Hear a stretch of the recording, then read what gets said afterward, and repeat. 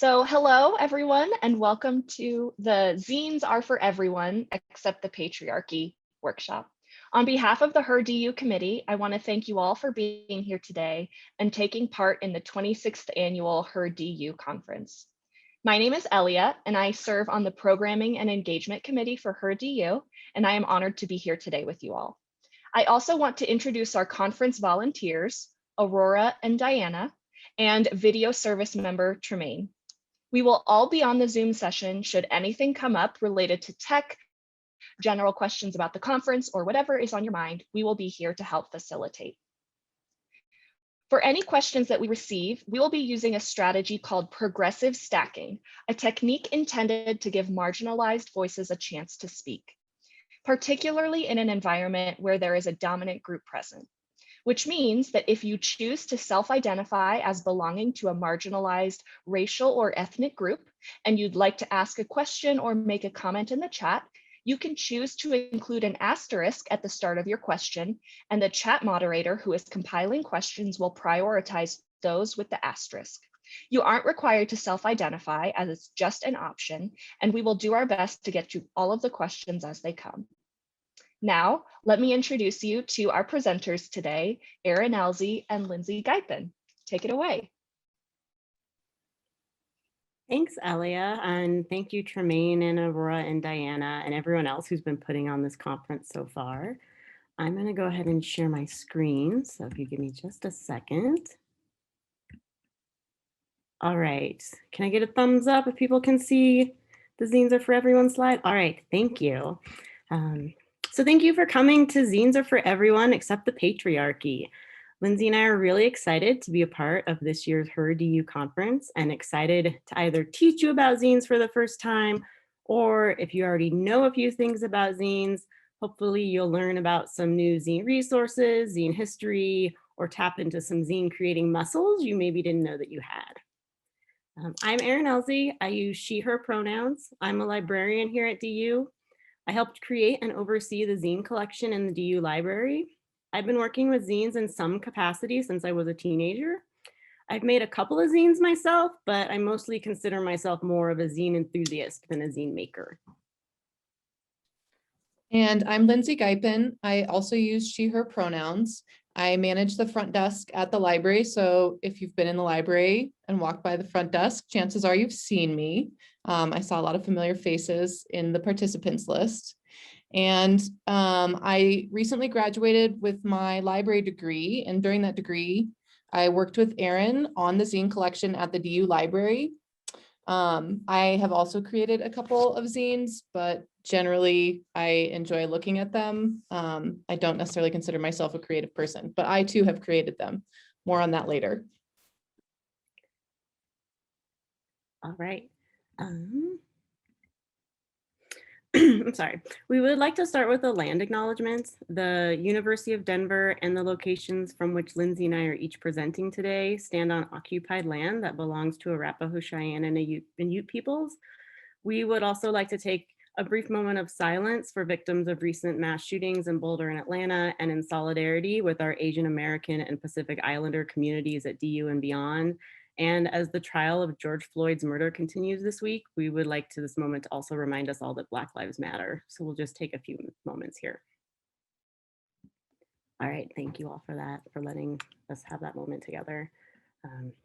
So for our presentation today, we're gonna utilize Jamboards, Google Jamboards. If you wanna follow along on the slides on your own, we'll also share that link as well. This slide has the link to Google Jamboards. Lindsay will drop the link into the chat to the Jamboard right now.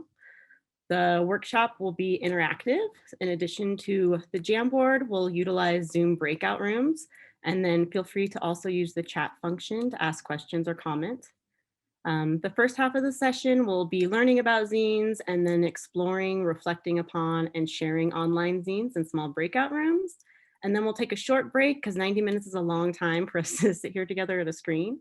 And when we reconvene, we'll work on making a compilation zine.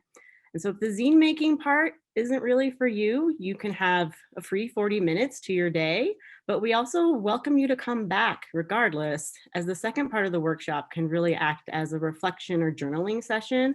And it was up to you if you ultimately choose to share that for the zine we'll put together.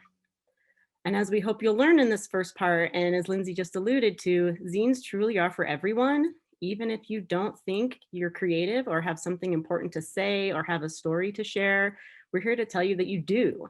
And a zine is a great way to tap into that.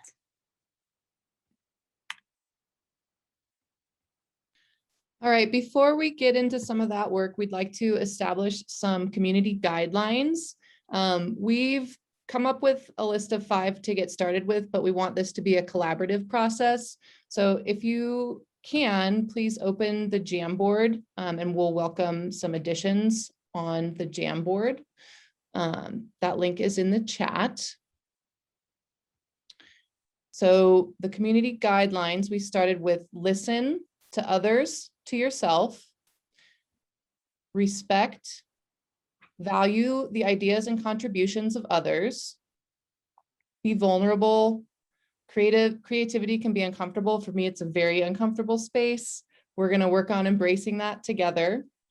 Be open to new and different ideas and challenge yourself. As Erin mentioned, if the zine making aspect isn't for you, that's okay, but we want to try and ask everyone to challenge themselves to find a way to contribute that works for you. So if you open the Jamboard, you should be able to create stickies to add with suggestions for community guidelines. If you're not familiar with Jamboards, to add a sticky, you just come over here onto the left and there's a sticky note option. Click on that and then you can type in your suggestion there.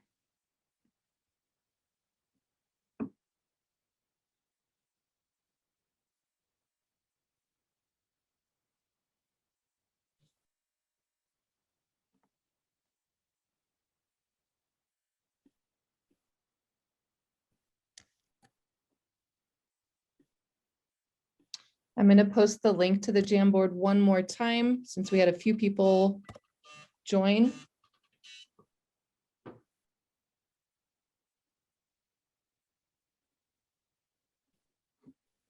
And then I'm gonna, there we go, yes. You can move them around too, thank you.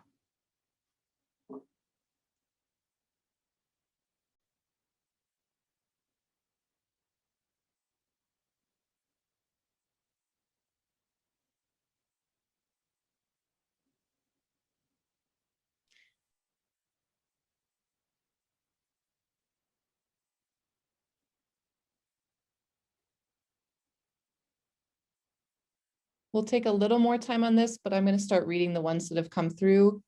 We have someone added spread love.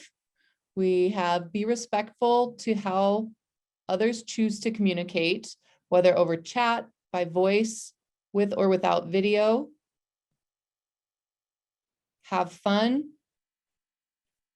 Encourage contributions and everyone's voice. Be aware of the space you take. If you talk a lot, try to listen more. If you're shy in meetings, be bold and speak up. Have an open heart and mind. Step up to participate. Step in to engage. Step back to listen and learn.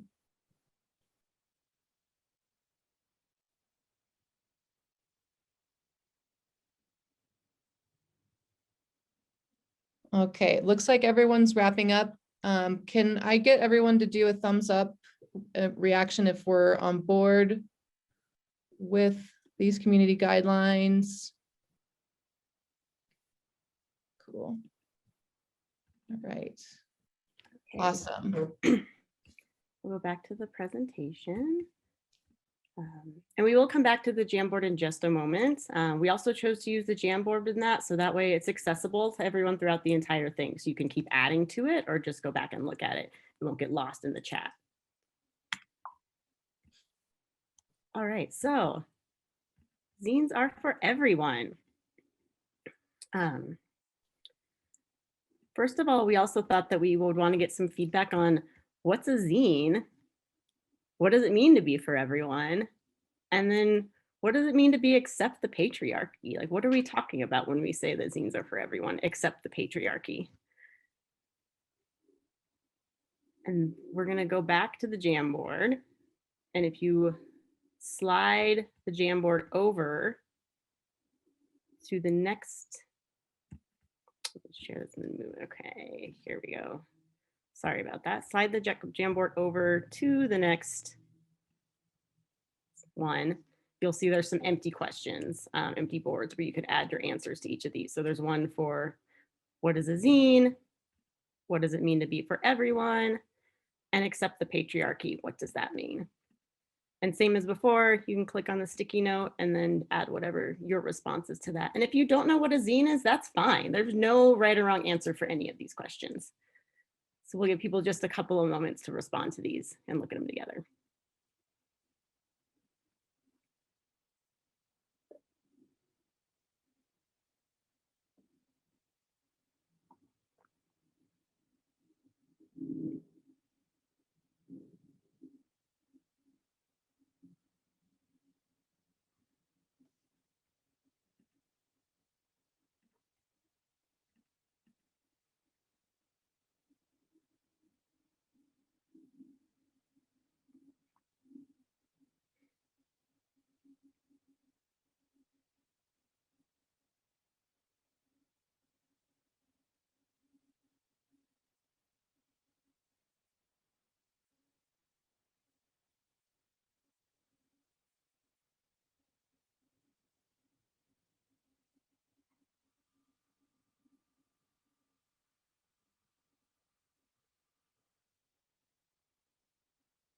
All right, we still have them coming in, but I'm going to start reading what we've got so far. We've got some really good ones. A way of expressing yourself, a tiny handmade magazine, question mark, anti-establishment, a creative and handmade expression of thoughts, ideas, feelings taken from magazine. So in short, a booklet kind of format. We've got a couple that admit that they don't know. So thank you for your vulnerability in that. It's totally okay to not know. You're here to learn. A short collection of different types of creative works, such as stories, comics, and poems. I don't know, but wonder if it's a self-publication, a limited press self-publication of any topic. I don't know, but maybe a visual representation, a way of putting your voice out there. A zine is freedom of the press without having to own a press. A medium created by community members that is accessible to community members. These are really great. And then our next one, some people already got started on it. That's great. Thank you. So what does it mean to be for everybody?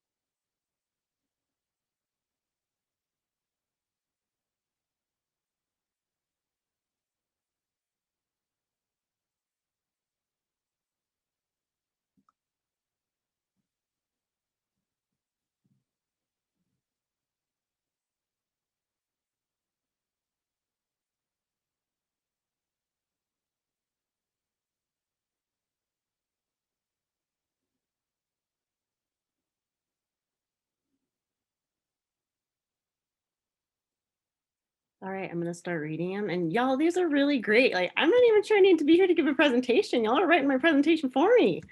What does it mean to be for everyone? It's free, it's accessible, everyone's capable of creating one and learning from one. You are free to be yourself. You don't need to be creative or an artist or a writer to make one. It can be as simple as using a paper and pencil folded in half or elaborate as a computer program. Just do it. Ooh, I like the enthusiasm with that one. giving a voice or an outlet for anyone who wants to contribute. There's a topic of zine for everyone out there. To me, that would mean that it doesn't have an audience that requires any special background or vocabulary. There's content for everyone, covers a wide range of interests, topics, and ideas, no barriers, free from expectations of traditional publishing, such as profit, advertising, objective, etc. Excellent. And anyone can make one. And then finally, what does it mean to be for everyone except the patriarchy? What do we mean by that?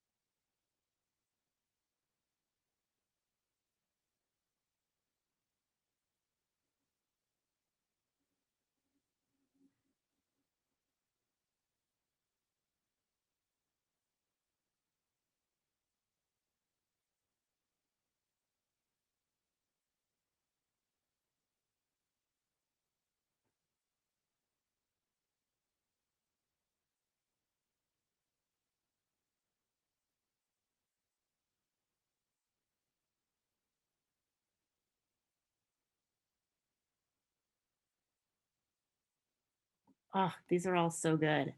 So zines are something that cannot fit into the patriarchy in the way the system wants. Zines are very free and the patriarchy cannot be a part of it for that reason. And breaking down barriers through our individual actions or without barriers. The patriarchy is a power structure that's top down. My hope or guess is that zines are something that arise without a power structure involved. Oh, that's a good one. We don't support capitalism, period. And I really like that the +1 got dragged around and touched a lot of different stickies because I think a lot of different people would put +1 on a lot of these. So that was appropriate. The patriarchy is capitalist. Zines aren't capitalist. Zines can be outside the bounds that the patriarchy, capitalism, and society creates. Zines are typically outside the mainstream, which can mean outside the patriarchy. A circular collective model, not hierarchical triangular model. Not one gender holds the power or privilege to create and share content. The patriarchy dominates with specific voices. Zines highlight voices outside of the white and Western hegemony. And opposite of corporate publications. Those are patriarchal. Yes, they are. All right, so we're going to move on from this. It will stay open if anyone just wants to add anything or has feedback or ideas as we move through the session, though. So thank you all for sharing that with us.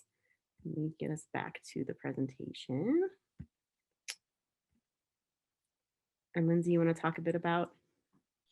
Yes, to add to Zines Are for Everyone, we found this picture.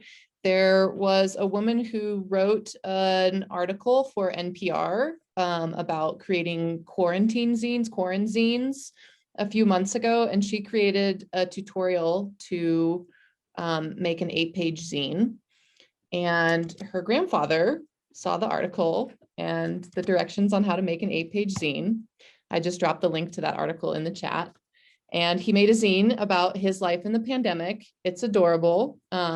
This was on Instagram. So if you wanted to look at the original post, you can search for the author's name on Instagram and I'm sure you'll find it.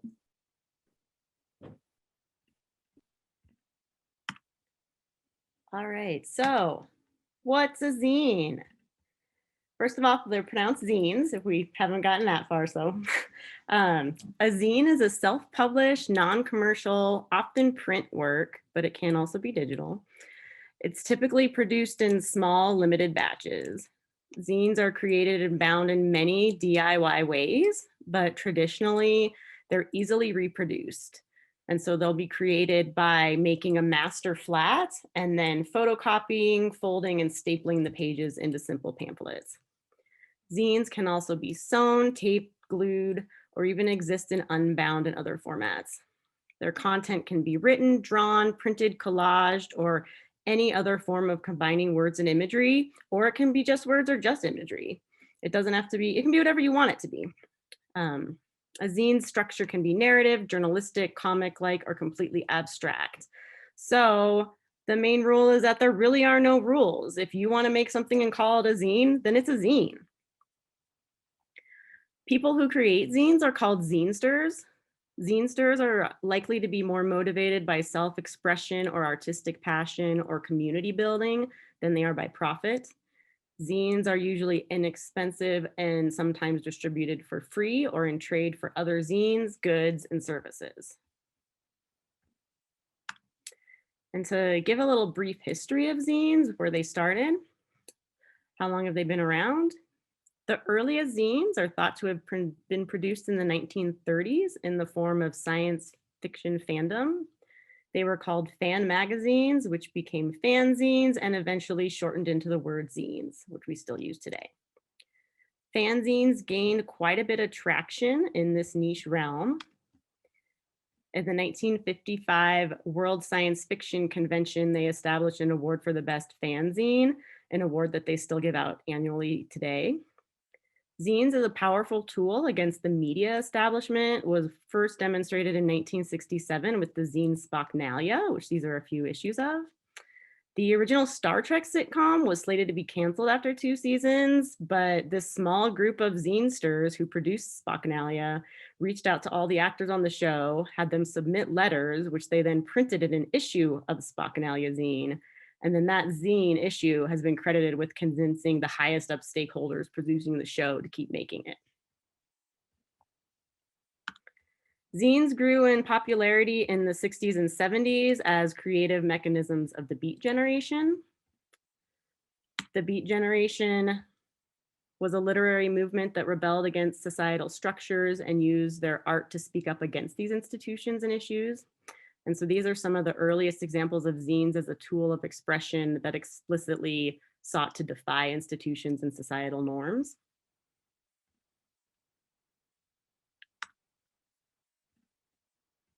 In the 1970s, copy shops began to appear in cities, which made the creation and duplication of zines much, much easier. Prior to the 70s, zines were created via mimeograph, which made it difficult to produce a lot of copies.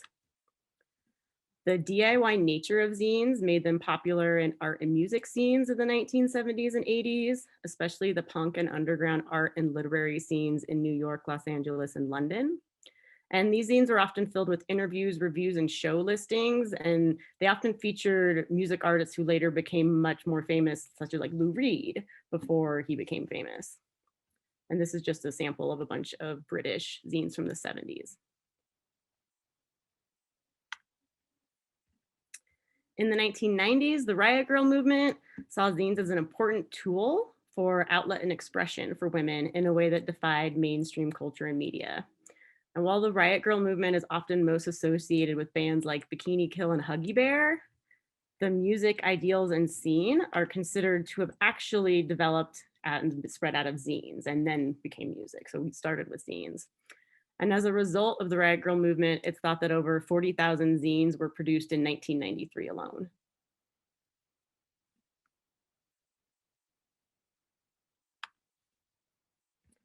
And that brings us to today in the 2000s. Zines are still very much DIY and tools of counterculture, but they've expanded and are truly for everybody. And they now definitely represent a rise of voices from underrepresented identities. They're no longer linked to certain niche cultures or genres or movements, but are created out of every niche culture and genre and movement. Zines today touch on a variety of topics from music and art to politics, sexuality, humor, and personal memoir. They can be everything from cookbooks to community organizing guides to just comics about what you did today. And so why do zines matter, or zines against the patriarchy? For one, zines can be a tool against the ideals and perceived power of the patriarchy, and a lot of you tapped into that in the Jamboard. They are for everyone and by everyone. They give a platform to voices that might otherwise not be heard, especially from underrepresented groups. Zines can name, explore, and celebrate intersections, as well as revealing the associated struggles. They give a platform to niche topics or topics that patriarchal society tells us we shouldn't be talking about in public. And thus, zines can be a powerful tool in empathy building by exposing us to stories and ideas and knowledge and creativity that are outside of the dominant narrative. They can also be validating to those who don't see themselves represented in traditional media, whether that's physically or mentally or emotionally. When I've exposed people to zines for the first time, they've often come back to me and said, I never thought that I would find that I relate to a zine, but I found one that I did. And in my own life, I sometimes look around my chosen profession, and there's a lot of things in my identities and background that I don't necessarily find a lot of colleagues I often relate to. But I know of some zines that are made by other professors and academic librarians. And when I read those, I find more things that I relate to. And if it had not been for finding those zines, I might not still be in my profession. It's very comforting to me knowing that even if I only know them through zines, there are people out there who have a similar mentality to me. And to me, that's why zines are so important, in that they give us something to relate to when the dominant narratives may isolate and ostracize us. And that quality of being able to relate to something is just one way in which zines are community focused. Another is that they're meant to be shared, but on a small level, not widely disseminated like mass media. They can help build community, they can inform communities, or they can just be documented proof that a community exists. There are pockets of zine events and fairs and zine libraries in most cities, so even just the zine community itself is a community. And the last point that I'll touch on is that zines defy the patriarchy by looking at ways to skirt around capitalism, which was also a big topic in that Jamboard, so good job. Anyone can make a zine. They're very inexpensive to produce and don't require specific skills or knowledge. Zine culture encourages bartering or trade rather than an exchange of money. The ideal way of acquiring zines is usually to trade for other zines. And if you don't have zines to trade, you might have something else. I dabble in herbalism, and I have friends that give me zines, and I'll give them teas and tinctures in return. And when zines are paid for with money, most zinesters aren't looking to make a profit. They're just asking to have the cost of production covered.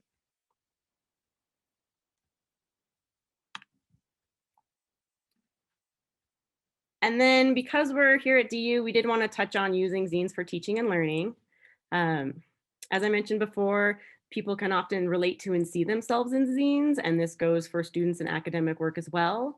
Zines exist on virtually any topic, and some can be really, really informative. So if a student's struggling to relate to their textbook, they might relate to a zine. For example, and I don't have it here with me today because it's on the library on campus, but we have a zine that the CDC made to inform people about Zika virus. It's a comic book about mosquitoes, how they carry Zika, and how humans can protect themselves. It's very data and science based. And while someone could read a journal article about Zika, for others, the comic format of that zine might be more intellectually accessible. Allowing students to learn about and make zines can be a form of community building, and it can be a great class assignment, especially for getting students to think about alternative ways to present information, because not everyone is going to keep writing in this academic manner when they leave DU, nor is that a digestible form of information for a lot of people. So they're good for both teaching and learning.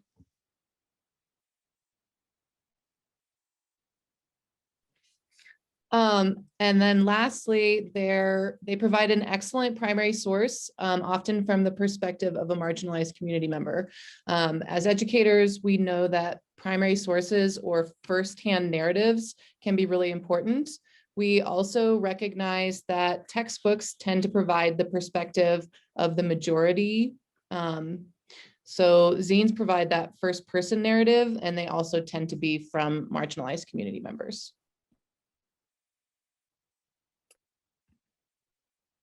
So where can we find zines? If you want to find zines in print, you've got plenty of options if you're in the Denver area, and I guarantee you've got options if you're not in the Denver area as well. Here in Denver, we have some in the DU library. We've got a couple hundred there. The Denver Zine Library, which is this photograph we're looking at too, is near downtown. It's closed right now during COVID, but it's normally open on Saturdays or by appointments, and you can even check them out. There's they have so many zines down there. We're very lucky to have Denver Zine Library. It's a pretty famous zine library around the world. Denver Public Library has a small handful of zines, but they also have zine events occasionally. Mutiny Information Cafe and Kilgore Comics and Books are two local bookstores that I know carry zines, and I'm sure there are others that I don't know about. I would check with your favorite independent bookstore. Online distros. Distros are what we call kind of like online sources of zines that sell zines. Brown and Proud is one of my favorite. Your local Zine Fest. Most cities have a Zine Fest. In Denver, we have Denver Zine Fest. I know Fort Collins has a Zine Fest. Pikes Peak Zine Fest is in Colorado Springs. So if you're not in Denver, look up Zine Fests in your own town, and I'm sure you'll find one. Most of them are on hold right now, but they'll start up again hopefully next year. And then your local zine library. And so if you do have the Google slide deck, that last link links to a site that has a bunch of zine libraries in it, as well as the Google documents, which I'm not sure if we shared that yet in the chat, but if not, Lindsay will now. The Google Doc has all the links that we've gone over today, including the links on this page and the links on this page. So then where can we find them digitally if we don't want them in print, or if we want to look at them right now? We have so many options. And so this is just a small selection of either zine libraries that have scanned their PDFs to make them available, or distros that make them available, or even Etsy. You can go on and find zines there. Yeah, so we'll get to the Google Doc in a few minutes and everyone will have a chance to explore these resources. But now let's look at zines. I'm going to turn it over to Lindsay. Excellent. I have some print zines to show everyone. Back to the topic of zines are for everyone. That includes kids. For this particular youth, it gets you off the zombie cell phone. And other fun facts. This is a zine that has a really cool binding. It's got this neat sort of trifold. It's mostly images.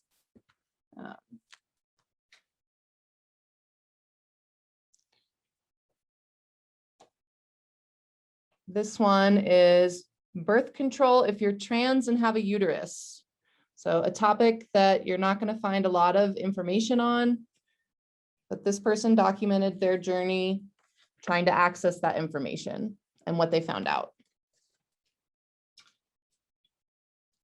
This one's on homelessness and housing in Denver. The Denver Homeless Out Loud Project actually published this, and I learned a lot about how homelessness really started to become an issue in the 80s from some things that happened during the Reagan administration. So this one was really educational. I really enjoyed it. We talked about community building. Here's an icebreaker zine.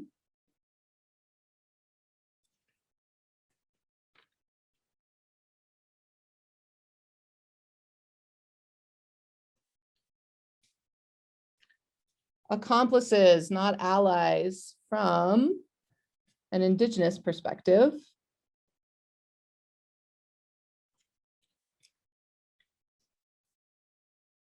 We've got privacy and you.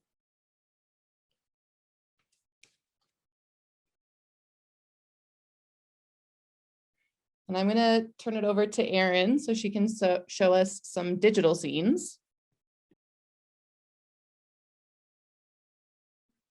All right, I'm gonna address some questions in the chat real fast.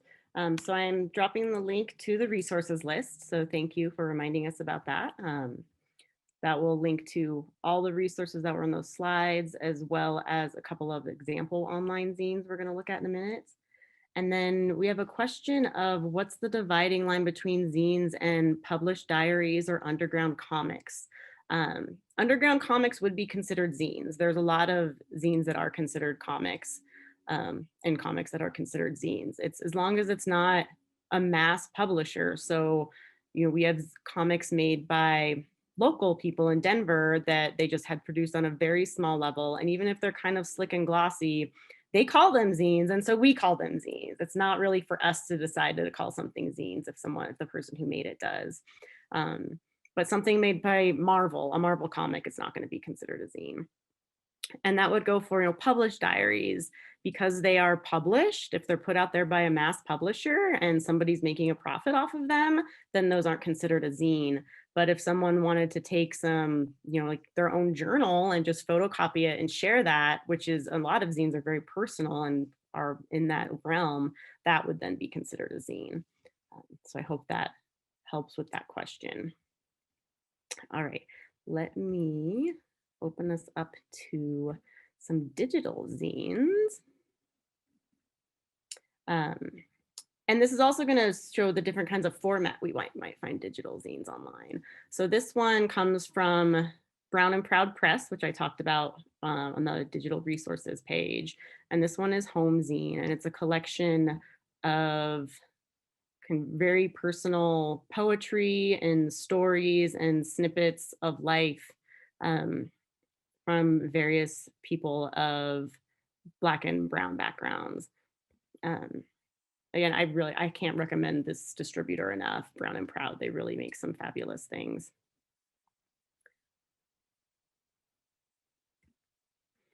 And this one, we've gotten the next two from QZAP, which is the Queer Zine Archive Project, which is on that list of resources. They have an enormous amount of zines, and it's all just managed in one person's basement as a labor of love between a couple of people in, I believe it's Milwaukee or Minneapolis.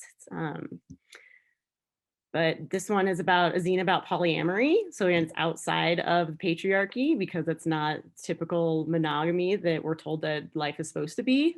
So it's really just providing information about polyamory in a positive light.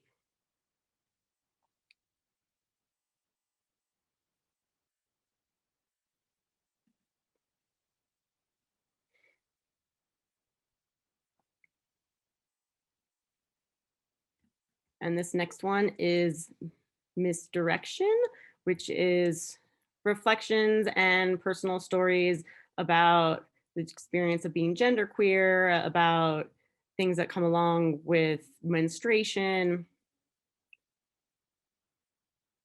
And it comes as a celebration of these things instead of, teaching that were things we're not supposed to talk about.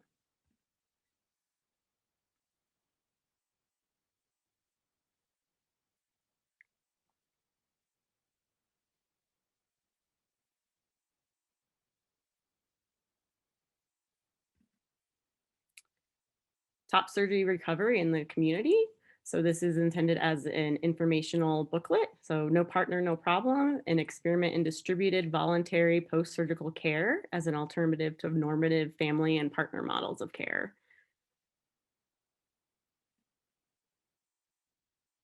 And there's a whole realm of zines out there that are aimed at community health or ways to work around the healthcare system that is oppressive to so many.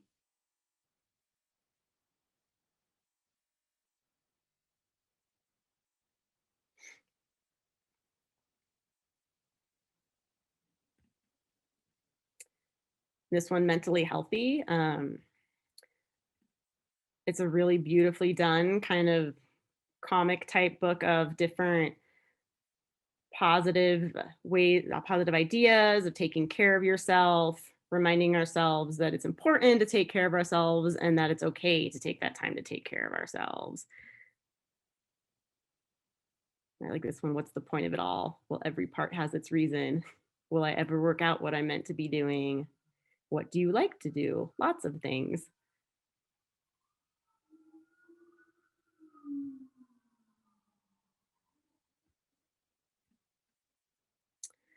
Should you talk to the police? This one provides some information on no, the answer. And then information on when or why you probably should or should not talk to the police.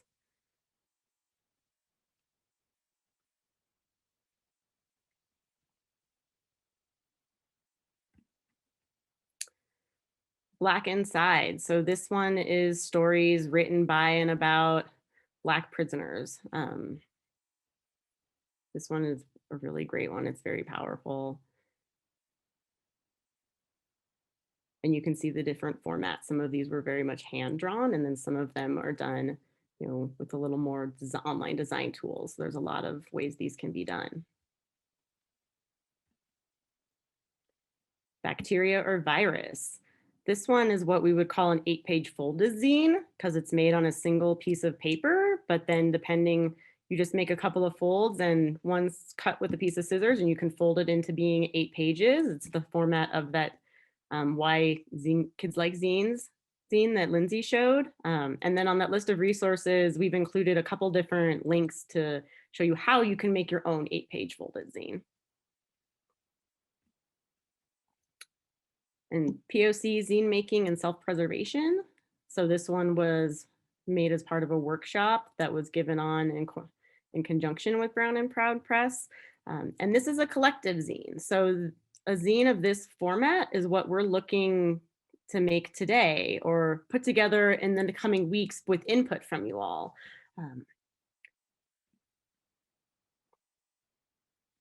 So I'm going to scroll through some of these pages and there's a trigger warning, so please be aware of that.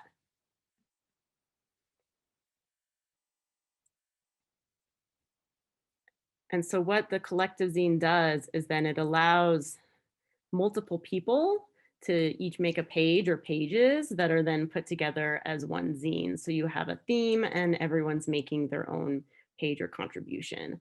And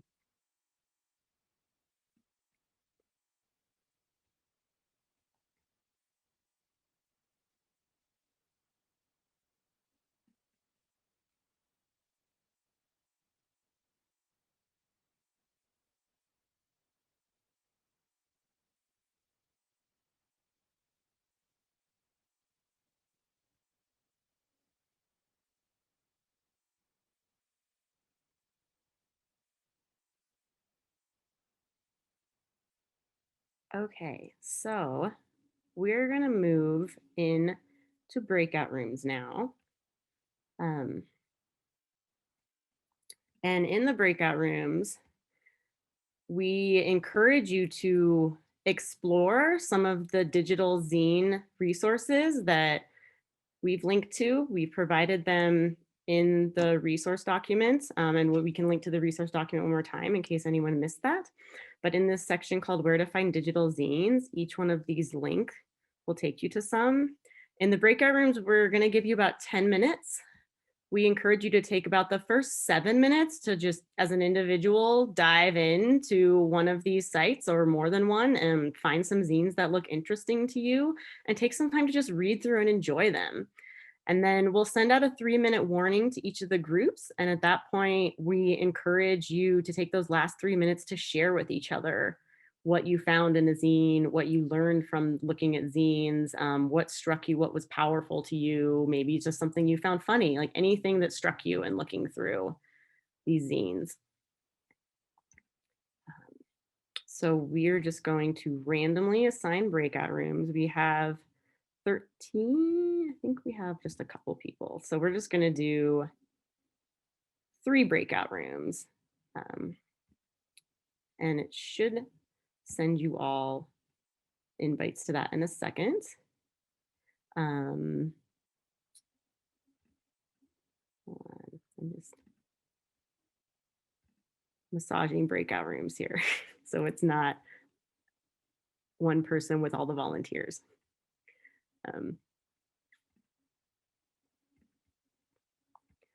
All right, so it is 2:46.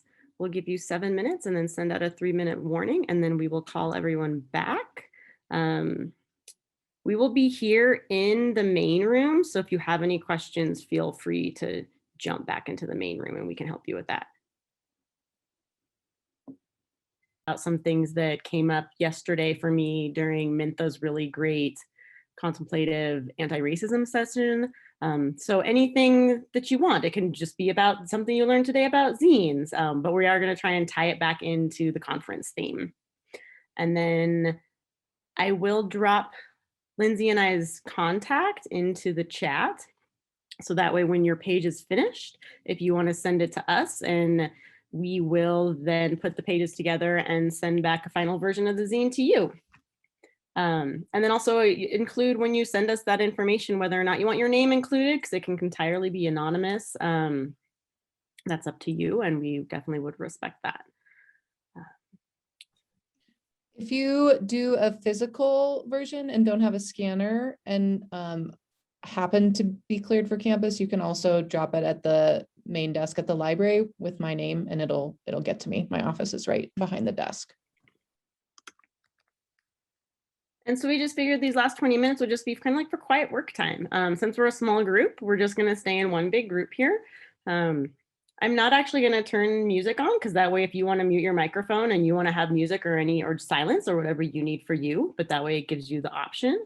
But Lindsay and I will still be here until 3:30. So if you have any questions that come up, or even if you want to bounce ideas off each other, we're here. You can utilize the chat, or you can unmute yourselves and go ahead and ask. And thanks for sharing that, Diana. Diana shared in the chat that there's mobile applications like Scanner or Cam Scanner that allow you to scan your work from your phone.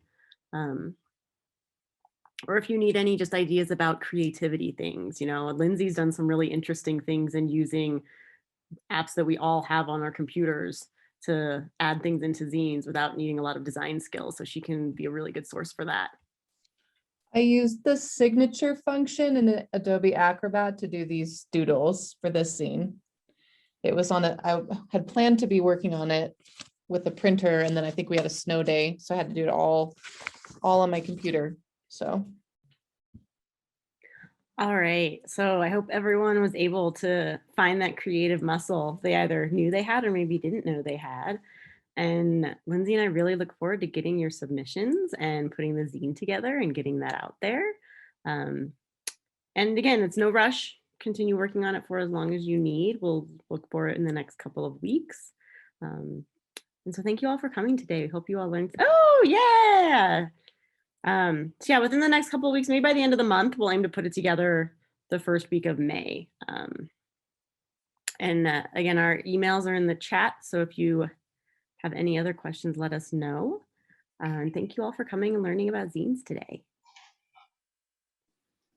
Thank you so much, Erin and Lindsay, for that amazing workshop about zines. I had a great time. I hope all of you who are attending also had a good time. Please check in the chat for a survey where we will be giving away some really cool raffle prizes for everyone who fills out the survey. I think it's in the chat.